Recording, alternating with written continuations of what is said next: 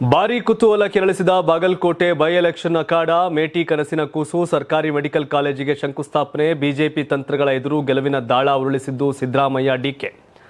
ಕರ್ನಾಟಕದಲ್ಲಿ ಸದ್ಯ 2 ಉಪಚುನಾವಣೆ ಮೇಲೆ ಎಲ್ಲರ ಚಿತ್ತವಿದೆ. ಅದರಲ್ಲೂ HY ಮೇಟಿ ನಿಧನದಿಂದ ತೆರವಾದ ಬಾಗಲಕೋಟೆ ವಿಧಾನಸಭಾ ಕ್ಷೇತ್ರದ ಚುನಾವಣೆ ಭಾರೀ ಮಹತ್ವ ಪಡೆದುಕೊಂಡಿದೆ. ಕೇಂದ್ರ ಚುನಾವಣಾ ಆಯೋಗ ಇಂದು ದಿನಾಂಕ ಘೋಷಣೆ ಮಾಡುತ್ತಿದ್ದಂತೆ ಇತ್ತ ಬಾಗಲಕೋಟೆ ಉಪಚುನಾವಣೆಗಾಗಿ ತಂತ್ರ ಪ್ರತಿತಂತ್ರಗಳು ಶುರುವಾಗಿವೆ.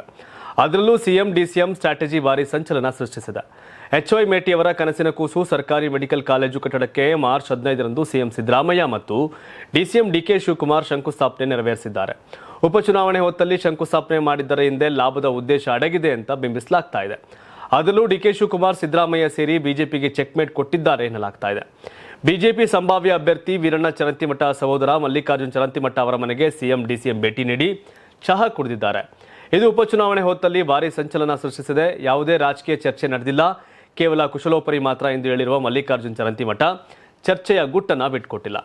ಮಲ್ಲಿಕಾರ್ಜುನ್ ಚರಂತಿಮಠ ಕಳೆದ 2023ರ ವಿಧಾನಸಭೆ ಚುನಾವಣೆಯಲ್ಲಿ ಪಕ್ಷೇತರವಾಗಿ ಸ್ಪರ್ಧೆ ಮಾಡಿ 10,000ಕ್ಕೂ ಅಧಿಕ ಮತಗಳನ್ನ ಗಳಿಸಿದ್ರು. ನಂತರ MP ಚುನಾವಣೆಯಲ್ಲಿ ಕಾಂಗ್ರೆಸ್ ಪಕ್ಷಕ್ಕೆ ಸೇರ್ಪಡೆಗೊಂಡಿದ್ರು. ಆದರೆ ಇತ್ತೀಚೆಗೆ ಮಲ್ಲಿಕಾರ್ಜುನ್ ಚರಂತಿಮಠ್ ವಾಪಸ್ ಬಿಜೆಪಿಗೆ ಬರ್ತಾರೆ ಎಂಬ ಸುದ್ದಿ ಹರಡಿತ್ತು. ಈ ಬೆನ್ನಲ್ಲೇ ಸಿಎಂ ಡಿಸಿಎಂ ಅವರ ಮನೆಗೆ ಹೋಗಿದ್ದು ಸಂಚಲನ ಸೃಷ್ಟಿಸಿದೆ. ಇನ್ನು ಕೇಂದ್ರ ಚುನಾವಣಾ ಆಯೋಗದಿಂದ ಬಾಗಲಕೋಟೆ ಉಪಚುನಾವಣೆಗೆ ಏಪ್ರಿಲ್ 9ರಂದು ದಿನಾಂಕ ಫಿಕ್ಸ್ ಆಗಿದೆ ಮತದಾನಕ್ಕೆ. ಇದರಿಂದ ಬಾಗಲಕೋಟೆ ವಿಧಾನಸಭಾ ಕ್ಷೇತ್ರದಲ್ಲಿ ಮತ್ತಷ್ಟು ಚುನಾವಣಾ ಚಟುವಟಿಕೆಗಳು ಕಾಂಗ್ರೆಸ್ನಲ್ಲಿ ಗರಿಗೆದರಿವೆ. HY ಮೇಟಿ ಮಕ್ಕಳಾದ ಮಲ್ಲಿಕಾರ್ಜುನ್ ಮೇಟಿ, ಉಮೇಶ್ ಮೇಟಿ, ಮಾದೇವಿ ಮೇಟಿ ಪ್ರಬಲ ಆಕಾಂಕ್ಷಿಗಳಾಗಿದ್ದಾರೆ. ಕುಟುಂಬವನ್ನು ಹೊರತುಪಡಿಸಿದರೆ ಮಾಜಿ ಸಚಿವ ಅಜಯ್ ಕುಮಾರ್ ಸರ್ನಾಯಕ್, ಗೋವಿಂದ ಬಳ್ಳಾರಿ, ರಕ್ಷಿತಾ ಹಿಟಿ ಸೇರಿದಂತೆ ಅನೇಕ ಪ್ರಬಲ ಆಕಾಂಕ್ಷಿಗಳಿದ್ದಾರೆ. ನೀವು ಸಣ್ಣ ಆಗ್ಬೇಕಲ್ವಾ? ಅದು ಒಂದು ಉತ್ತಮ ಆಹಾರದಿಂದ ಸಣ್ಣ ಆಗ್ಬೇಕಲ್ವಾ? ಪ್ರತಿದಿನ ನಮ್ಮ ಜೀನಿ ಸ್ಲಿಮ್ ನ ಯೂಸ್ ಮಾಡಿ ಯಾವುದೇ ಸೈಡ್ ಎಫೆಕ್ಟ್ ಇಲ್ದಂಗೆ ನೀವು ಸಣ್ಣ ಆಗ್ತೀರಾ.